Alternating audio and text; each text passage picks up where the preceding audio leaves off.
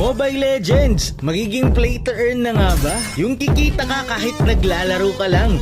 Ito, ang mga suggestions natin kay Mobile Legends.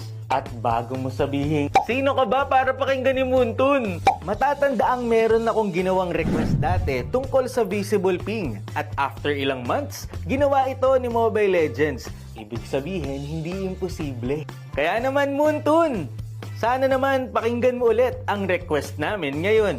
Baka naman. Number 1 suggestion, pagiging play to earn ng Mobile Legends. Yung tipong nakadepende sa dami ng star mo ang makukuha mong pera kada end season. For example, naka 520 stars ako last season. Kahit ang isang star ay 10 piso lang, may 5,230 na ako. Okay na yun. Kahit every season lang, may mga reward na nakabase talaga sa star mo. Gcash man yan or diamonds para naman mas sipagin ang mga taong mag-ML. Pero knowing Muntun, medyo imposible to.